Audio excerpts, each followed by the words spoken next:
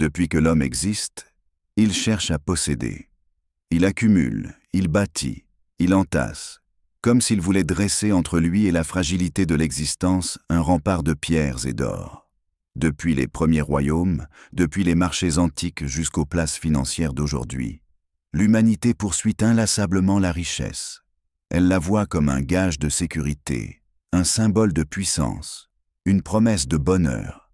Et pourtant, quiconque regarde l'histoire avec lucidité découvre un étrange paradoxe. Ceux qui ont eu les trésors du monde, ceux dont les coffres débordaient de pièces et dont les palais brillaient d'or, n'ont pas trouvé dans cette abondance la paix de l'âme. Les empereurs ont tremblé de peur, les marchands ont connu l'angoisse de perdre, les puissants ont été consumés par la jalousie et l'envie. La richesse extérieure, si éclatante en apparence, se révèle fragile, instable, éphémère. Marc Aurèle, empereur d'un monde immense, se le rappelait dans ses pensées. Ce que tu considères comme un bien n'est qu'un objet de fortune. Les vraies richesses, elles, résident dans l'âme. Ces mots, venus d'un homme qui pouvait avoir tout ce qu'il voulait, résonnent comme un avertissement. L'abondance matérielle ne suffit pas. Elle ne peut donner qu'une illusion de solidité. Sénèque, entouré de richesses mais conscient de leur futilité, écrivait à Lucilius : « Ce n'est pas l'homme qui a peu qui est pauvre, mais celui qui désire sans fin. La pauvreté véritable n'est pas le manque, mais l'avidité.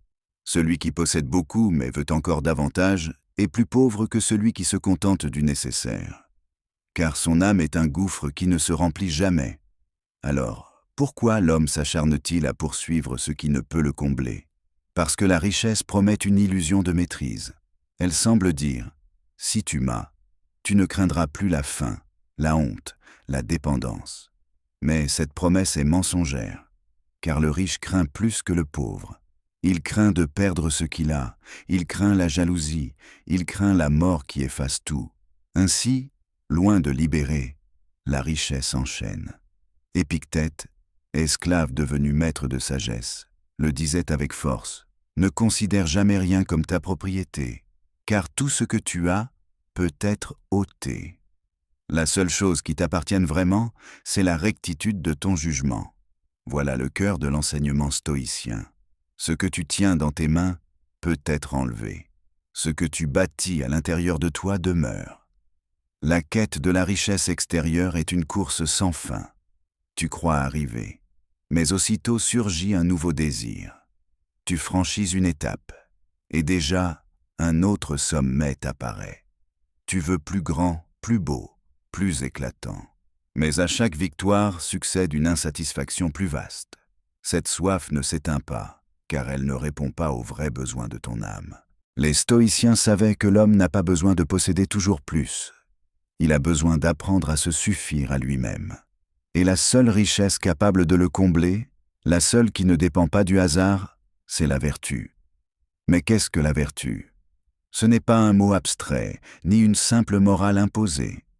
La vertu, pour les stoïciens, est la force intérieure qui permet de vivre en accord avec la raison et avec la nature. C'est la sagesse qui distingue le vrai du faux, le courage qui résiste à la peur, la justice qui rend à chacun son dû, la tempérance qui garde la mesure. Cette vertu, contrairement à l'or et à l'argent, ne peut être volée. Elle ne peut être détruite par le feu, ni confisquée par un tyran. Elle ne disparaît pas avec la mort, car elle a déjà inscrit dans ton âme une paix qui dépasse les contingences. C'est pourquoi, il disait, la vertu est la seule vraie richesse, car elle seule demeure lorsque tout s'effondre. Elle seule fait de toi un homme libre au milieu des chaînes, un homme riche même dans la pauvreté, un homme en paix même au cœur du chaos. La quête humaine de richesse extérieure est donc une illusion. Mais derrière cette illusion se cache un appel, le désir de solidité, de stabilité, de bonheur durable. Et ce désir n'est pas faux, il est seulement mal orienté. Ce que tu cherches dans l'or, dans la gloire, dans la puissance, tu ne le trouveras qu'en toi, dans la vertu. C'est là le chemin que nous allons parcourir ensemble. Découvrir pourquoi la fortune, les plaisirs, les honneurs sont des richesses trompeuses. comprendre pourquoi la vertu, elle, est la seule richesse véritable, et apprendre comment, en cultivant cette vertu, tu peux devenir invincible, libre, comblé, riche d'une richesse que rien ni personne ne pourra jamais t'enlever. Si la vertu est la seule vraie richesse, c'est parce que toutes les autres se révèlent trompeuses. Elles brillent comme de l'or sous la lumière, mais quand on les touche, elles s'effritent comme de la poussière. Les stoïciens ne rejetaient pas ces biens extérieurs par mépris, mais par lucidité. Ils savaient qu'ils ne peuvent ni protéger ton âme, ni assurer ton bonheur, ni garantir ta paix. La première de ces illusions est la fortune. L'homme croit que l'argent est le remède à toutes ses peurs. Il pense « si je possède assez, rien ne pourra m'atteindre ». Mais la fortune est comme l'eau dans les mains. Tu crois la retenir, mais elle s'échappe sans cesse. Aujourd'hui tu as, demain tu perds. Et plus tu possèdes, plus tu trembles. Car la richesse ne supprime pas la peur, elle la multiplie. Sénèque le disait avec clarté, « Ce n'est pas l'homme qui a peu qui est pauvre, mais celui qui désire davantage. » Le riche n'est pas celui qui possède beaucoup, mais celui qui sait se contenter. Car si ton bonheur dépend de l'abondance, tu ne seras jamais rassasié. Tu vivras dans l'angoisse de manquer, et ton cœur restera vide au milieu de tes trésors. Marc Aurèle, empereur du monde, rappelait à lui-même « La richesse ne consiste pas dans l'accumulation d'or et d'argent, mais dans la modération des désirs. Celui qui ne sait pas limiter ses désirs est pauvre, même dans un palais. Celui qui se satisfait de peu est riche, même dans une cabane. » La deuxième illusion est celle des plaisirs. Ils séduisent par leur intensité, ils promettent une joie immédiate. Mais ils sont comme des flammes, éclatantes, mais brèves. Sitôt allumés, ils s'éteignent. Et celui qui fonde son bonheur sur eux devient esclave, car il lui faut sans cesse les renouveler. Épictète avertissait « Ce n'est pas la chose elle-même qui trouble l'homme, mais l'opinion qu'il en a. Le plaisir en soi n'est pas un mal. Mais si tu le crois nécessaire, si tu le prends pour une richesse, alors tu lui donnes un pouvoir qu'il ne mérite pas.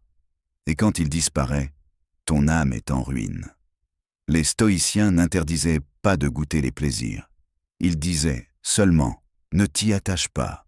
Le plaisir est un invité de passage, pas un roi.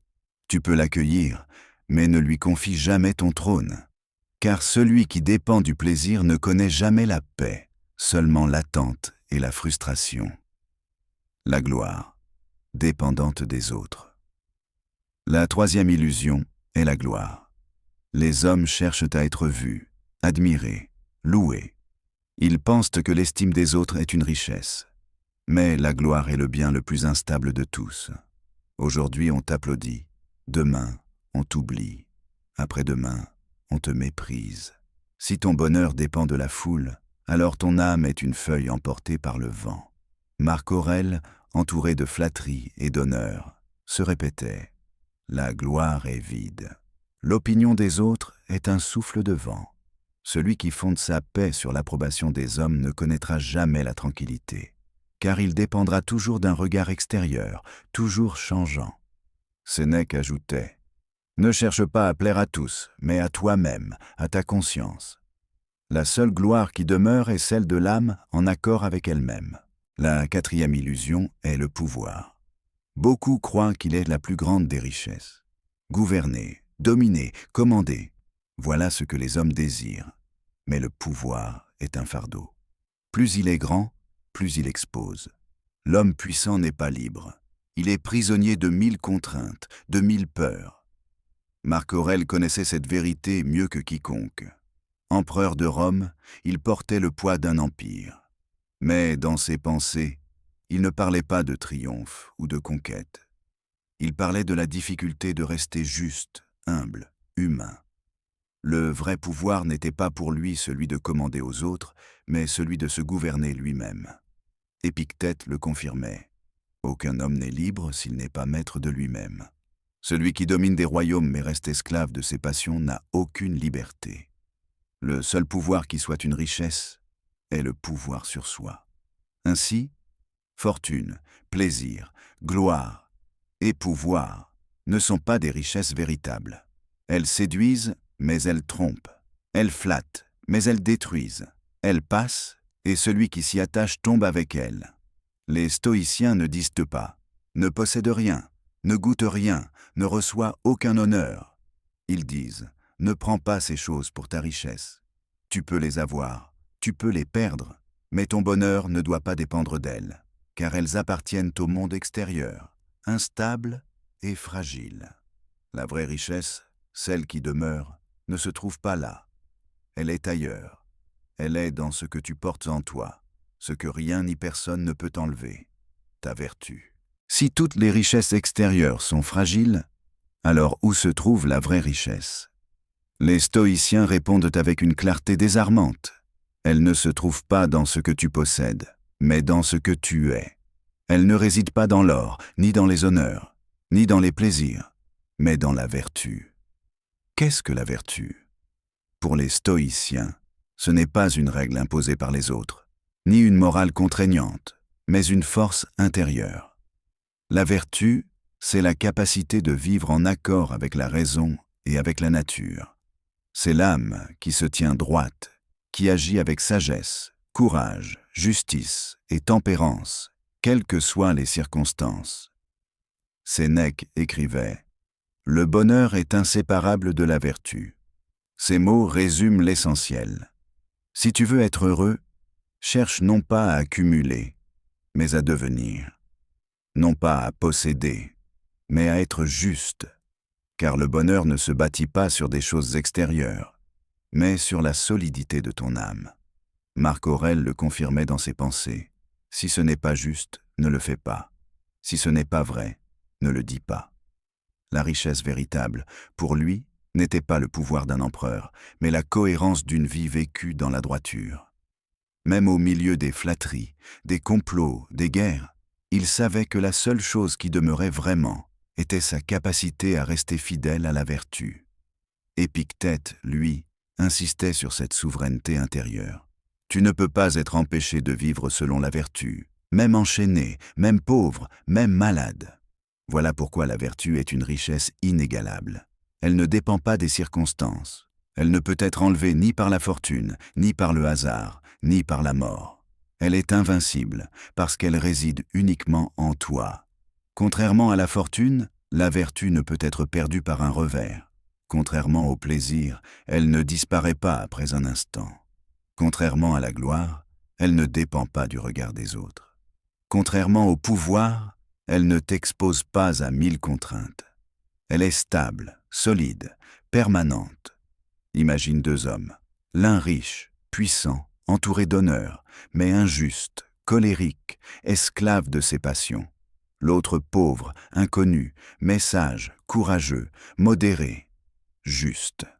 Lequel des deux est véritablement riche? Aux yeux du monde, c'est le premier. Mais aux yeux de la sagesse, c'est le second. Car sa richesse ne peut lui être enlevée. Elle demeure en lui. La vertu est donc une richesse non seulement parce qu'elle est stable, mais aussi parce qu'elle comble l'âme. Celui qui vit selon la vertu goûte une paix intérieure que rien d'extérieur ne peut offrir. Il n'a pas besoin d'attendre la fortune ou la gloire, car sa joie est déjà en lui. Il vit en accord avec lui-même, et c'est là le trésor le plus grand.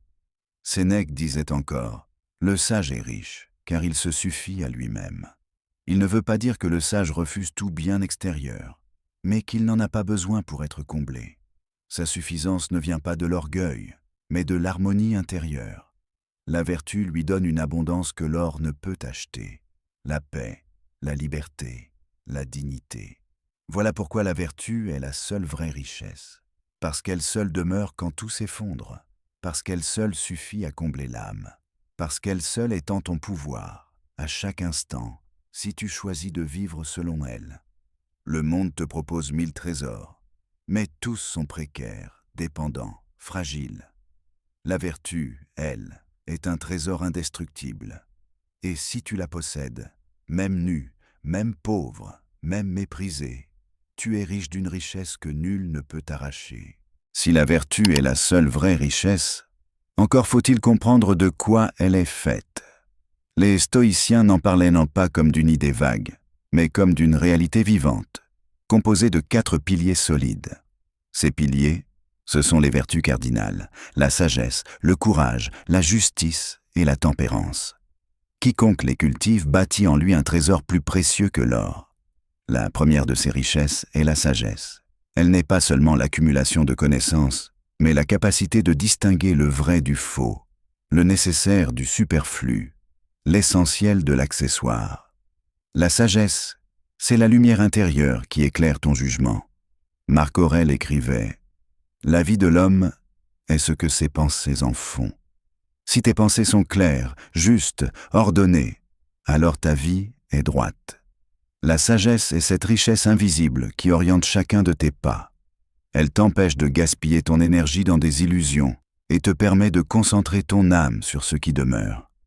Sans sagesse, tu peux posséder toutes les fortunes, tu restes pauvre, car tu ne sais pas ce qui vaut vraiment. Avec elle, même dans la pauvreté matérielle, tu es riche, car tu possèdes la lumière qui guide ton existence. La deuxième richesse est le courage, non pas l'absence de peur, mais la capacité d'agir malgré la peur. Le courage est ce qui te permet de rester debout dans l'épreuve, de ne pas céder à la panique, de choisir la droiture quand il serait plus facile de fuir. Épictète disait « N'attends pas que les événements arrivent comme tu le veux, veux plutôt qu'ils arrivent comme ils arrivent, et tu seras heureux. » Le courage, c'est cette force d'âme qui accepte la vie telle qu'elle est et choisit d'y faire face avec dignité. Sans courage, la fortune, la gloire ou le pouvoir ne servent à rien, car tu les perdras à la première épreuve. Avec le courage, tu peux tout perdre et pourtant garder ta liberté. Voilà pourquoi il est une richesse plus grande que toutes les protections extérieures. La troisième richesse est la justice. Elle est la vertu qui oriente non seulement ton rapport à toi-même, mais aussi aux autres. Être juste, c'est donner à chacun ce qui lui revient, c'est agir pour le bien commun, c'est refuser de trahir la vérité ou la dignité d'autrui pour ton intérêt personnel. Marc Aurèle le rappelait sans cesse à lui-même, lui qui avait entre ses mains le pouvoir d'un empire. Si ce n'est pas juste, ne le fais pas. La justice est la richesse qui ne profite pas seulement à toi, mais qui enrichit tous ceux qui t'entourent. Elle est un trésor partagé, une abondance qui grandit en se donnant. Celui qui est juste possède une paix profonde, car il sait que son âme n'est pas divisée entre le bien et le mal. Celui qui est injuste, même s'il possède tout, reste pauvre, car sa conscience est en guerre contre elle-même. La quatrième richesse est la tempérance. Elle est la mesure, la modération, la capacité à garder l'équilibre au milieu des désirs et des plaisirs. Elle ne consiste pas à tout refuser, mais à ne pas se laisser dominer. La tempérance est cette liberté qui permet de jouir sans devenir esclave, de posséder sans être possédé.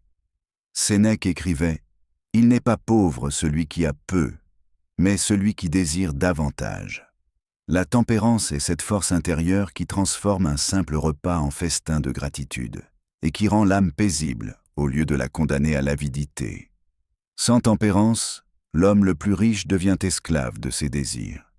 Avec elle, même dans la simplicité, il est abondant, car il se suffit à lui-même. Ces 4 vertus sont comme des joyaux de l'âme. La sagesse éclaire, le courage fortifie, la justice élève, la tempérance équilibre. Celui qui les cultive est riche d'une richesse que ni la pauvreté, ni la maladie, ni la mort ne peuvent lui enlever.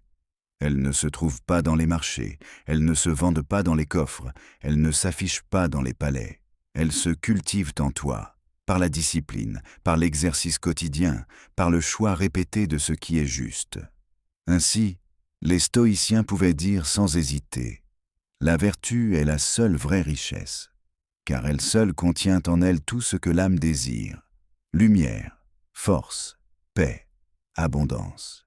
Et celui qui la possède, même dénué de tout le reste, est plus riche que les rois. » C'est une chose de proclamer que la vertu est une richesse.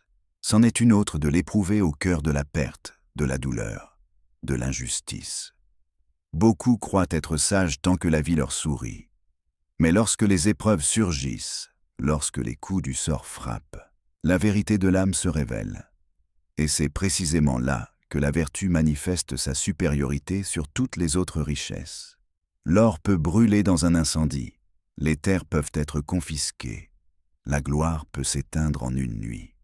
La santé elle-même peut se briser en un instant, mais la vertu, elle, demeure. Elle traverse le feu, elle résiste à la perte, elle survit à la mort.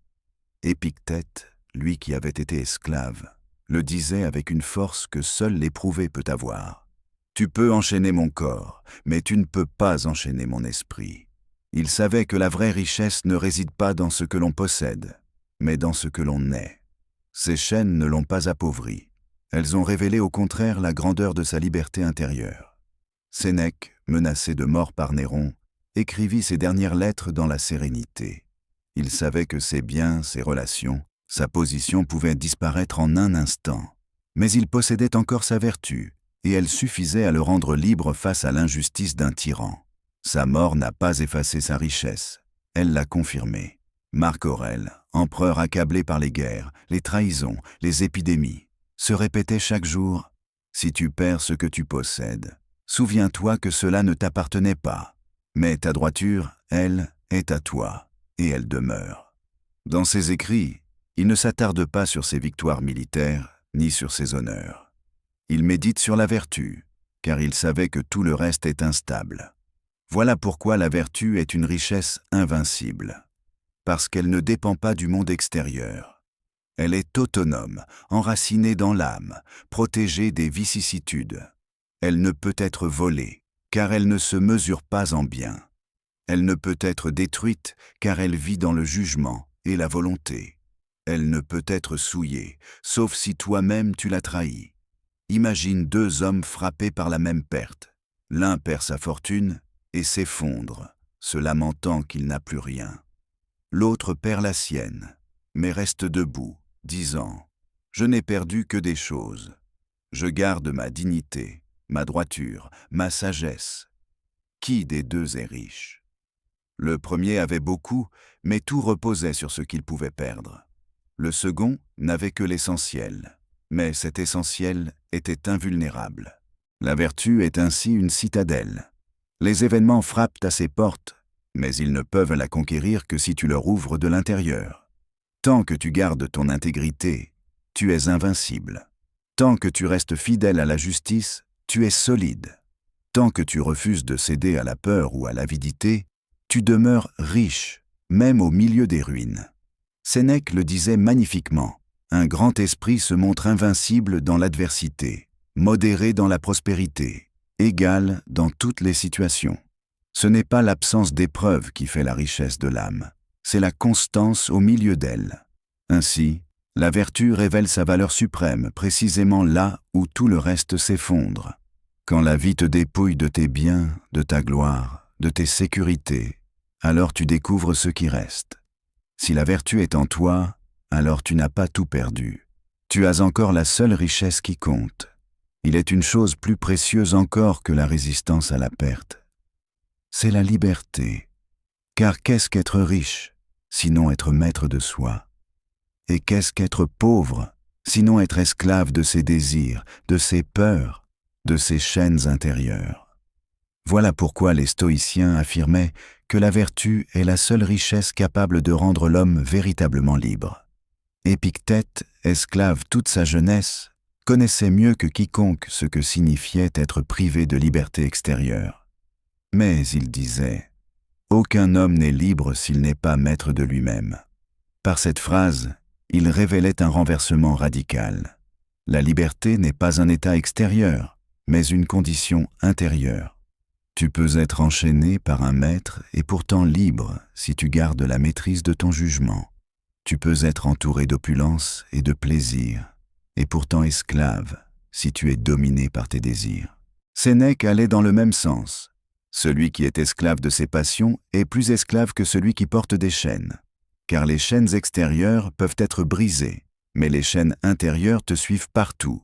La cupidité, la peur, la colère, le besoin de reconnaissance te réduisent en servitude bien plus sûrement qu'un geôlier.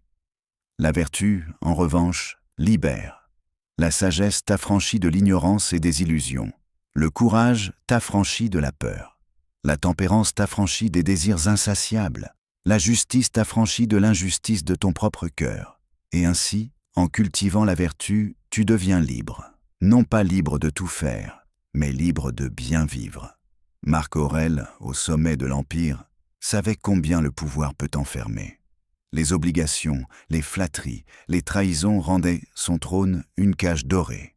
Mais dans ses pensées, il écrivait pour se rappeler « Personne ne peut t'empêcher de vivre selon la vertu, ni de juger droitement, ni de vouloir le bien. Voilà la liberté véritable, ce domaine intérieur que personne ne peut envahir, sauf toi. La misère, la maladie, l'exil ne peuvent rien contre cette liberté. Tu peux être nu, dépouillé, seul, et pourtant plus riche que les rois si tu gardes ton intégrité. Tu peux être comblé d'or et de gloire, et pourtant pauvre si tu es esclave de ton avidité. La différence n'est pas dans les circonstances, mais dans ton âme. » Les stoïciens invitaient donc chacun à regarder en lui-même. Es-tu libre ou es-tu esclave? Non pas selon ton statut social, mais selon ta maîtrise intérieure. Si tes désirs décident à ta place, tu es pauvre. Si tes peurs t'empêchent d'agir, tu es enchaîné. Mais si la vertu guide tes pas, tu es riche et libre, quoi qu'il arrive. C'est pourquoi la vertu est plus précieuse que l'or. L'or peut acheter des biens, mais il ne peut acheter la liberté intérieure. La vertu seule te l'offre. Elle te délivre des illusions, elle brise les chaînes invisibles, elle te rend maître de toi. Et celui qui est maître de lui-même est plus libre que celui qui gouverne des royaumes. Il existe une autre raison pour laquelle la vertu est la seule vraie richesse. Elle est un trésor que chacun peut recevoir, quel que soit son rang, sa naissance ou sa fortune. Contrairement à l'or, qui se transmet par héritage et se concentre dans les mains de quelques-uns, la vertu est offerte à tous comme un héritage universel. Un empereur peut la cultiver dans un palais, mais un esclave peut l'acquérir dans sa cellule. Un riche marchand peut l'exercer dans ses affaires, mais un paysan peut la vivre dans son champ. Les distinctions sociales, les privilèges, les hiérarchies ne déterminent pas qui possède la vertu, car elle n'est pas donnée par le hasard, mais choisie par la volonté. Épictète en est le témoin éclatant. Né esclave, privé de tout, il n'avait aucun bien, aucune liberté extérieure. Mais il possédait ce que nul ne pouvait lui arracher, sa droiture, son jugement, sa dignité. Et par cette richesse, il est devenu maître de sagesse, plus respecté que bien des hommes puissants. Marc Aurèle, au contraire, avait tout, un empire, des armées, des richesses, des honneurs. Mais dans ses pensées, il ne mettait pas en avant ses possessions. Il écrivait pour se rappeler sans cesse que la vraie valeur n'était pas dans sa couronne, mais dans sa capacité à rester juste, modéré et humble. Ainsi, l'empereur et l'esclave partageaient le même trésor, la vertu. Sénèque l'exprimait clairement. La vertu est ouverte à tous. Elle accueille tous les hommes. Elle ne rejette personne. Elle invite nobles et esclaves, rois et pauvres. Elle est accessible à tous. C'est là la grandeur de cette richesse. L'or divise, car il se concentre. La gloire exclut, car elle ne peut être donnée à tous. Le pouvoir se réserve à quelques-uns, et souvent au prix du sang. Mais la vertu est abondante. Elle ne se raréfie pas en se partageant. Elle grandit au contraire quand elle se répand. Celui qui vit avec vertu enrichit non seulement lui-même, mais aussi les autres. Sa sagesse inspire, son courage soutient, sa justice protège, sa tempérance équilibre. Sa richesse intérieure devient un don qui rayonne, un héritage offert à tous ceux qu'il rencontre. Ainsi, la vertu est plus précieuse que l'or non seulement parce qu'elle est stable, mais aussi parce qu'elle est universelle. Elle n'exclut personne, elle n'appauvrit personne, elle peut être possédée par tous sans que sa valeur diminue. Et même la mort ne peut l'effacer, car si l'or reste dans les coffres et les palais, la vertu, elle, laisse une trace dans les âmes. Les richesses des grands se perdent avec eux, mais la vertu des sages traverse les siècles. Qui se souvient des fortunes des hommes de Rome? Mais qui a oublié la sagesse de Marc Aurèle, d'Épictète, de Sénèque? Leur richesse, personne n'a pu la confisquer, et elle enrichit encore des millions d'âmes. Voilà pourquoi la vertu est un héritage plus précieux que l'or, parce qu'elle est offerte à chacun, parce qu'elle enrichit tous ceux qui la possèdent, et parce qu'elle demeure vivante bien après la mort. Pour conclure, il faut revenir à cette vérité simple et inébranlable. Toutes les richesses du monde sont fragiles, sauf une. L'or brille, mais il s'oxyde. Les plaisirs séduisent, mais ils passent. La gloire élève, mais elle s'éteint. Le pouvoir enivre, mais il corrompt, et finit toujours par tomber. Rien de tout cela ne demeure. Rien de tout cela ne suffit à combler l'âme. Mais la vertu, elle, est une richesse qui ne connaît ni la rouille, ni l'usure, ni la perte. Elle est stable, constante, incorruptible. Elle est l'unique trésor que tu peux toujours garder, même dépouillé de tout. Elle ne dépend ni du hasard, ni de la fortune, ni de l'opinion des autres. Elle dépend uniquement de toi, de ton choix quotidien de vivre selon la raison, la justice, le courage et la modération. Sénèque écrivait « Un homme n'est pauvre que lorsqu'il a perdu sa vertu. » Et il avait raison. Tu peux tout perdre, tant que tu gardes ta vertu, tu restes riche. Tu peux tout posséder. Si tu manques de vertu, tu es déjà pauvre. Marc Aurèle le rappelait aussi à lui-même. Le bonheur de ta vie dépend de la qualité de tes pensées. Et la vertu est justement ce qui rend tes pensées claires, justes, paisibles. C'est elle qui oriente ta vie vers ce qui demeure et qui t'évite de t'égarer dans les illusions du monde. Épictète, enfin, l'exprimait de la manière la plus radicale. Tu n'as pas à craindre la pauvreté, ni l'exil, ni la mort, mais seulement de perdre ta droiture. Car si tu gardes ta droiture, tu n'es jamais pauvre, jamais malheureux, jamais esclave. Tu restes libre, riche, invincible. La vertu est donc plus qu'une richesse. Elle est la seule vraie richesse. Car elle contient en elle la liberté, la paix, la dignité et la joie profonde. Elle transforme la vie en un chemin solide, elle donne un sens aux épreuves, elle éclaire les jours sombres et équilibre les jours heureux. Alors, pourquoi la vertu est-elle la seule vraie richesse? Parce qu'elle seule est à toi pour toujours, parce qu'elle seule comble l'âme, parce qu'elle seule est transmissible à tous, sans jamais s'épuiser, parce qu'elle seule demeure, même au seuil de la mort. Construire une vie riche de vertu, ce n'est pas renoncer au monde, mais c'est apprendre à ne pas dépendre de lui. Ce n'est pas refuser l'or, les plaisirs, la gloire, mais c'est ne jamais les confondre avec ta vraie richesse. C'est savoir que tout peut être enlevé, sauf la noblesse de ton âme. Et si tu marches sur ce chemin, alors tu possèdes déjà le plus grand des trésors. Un trésor que ni le temps, ni la fortune, ni les hommes ne peuvent t'arracher. Un trésor que tu emportes partout avec toi et qui te rend libre, heureux et en paix. Voilà la promesse des stoïciens, voilà leur héritage. Non pas des coffres remplis d'or, mais une sagesse éternelle. La vertu est la seule vraie richesse.